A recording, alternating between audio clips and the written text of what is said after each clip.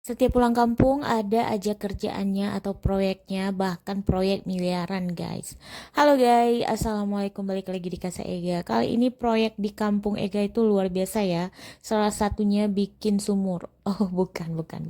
Bukan bikin sumur, kali ini bikin merubah air sumur yang awalnya itu kuning seperti air sirup, sekarang pengen jernih. Nah ini rahasianya bikin talang air guys. Sebelumnya pipa itu kita potong dulu, kita belah, lanjut kita pasang di bagian ujung atap seng dan kita miringin, jangan lupa miringin sehingga kalau air hujan nanti jatuh jadi dia jatuh ke dalam sumur.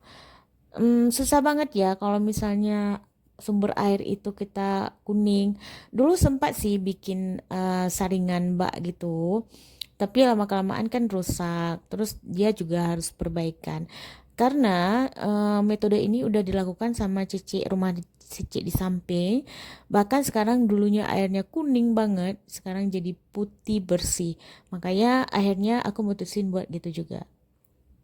Karena di kampung itu sangat indah dan kita pengen rebahan, rehat sejenak karena udah selesai proyeknya. Lanjut aku mau review ayunan nih guys. Ayunan ini kuat banget. Makanya kalau pulang kampung tuh aku selalu bawa ayunan ini. Karena kenapa? Bisa digantung di mana aja gitu, tinggal dibuka, diikat dan digantung lagi.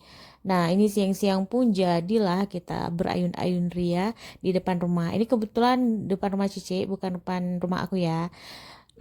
Videonya mungkin sampai di sini dulu karena nanti aku bakal balik lagi ke kalian. Jadi kalian jangan bosan-bosan. Salam kenal untuk semua.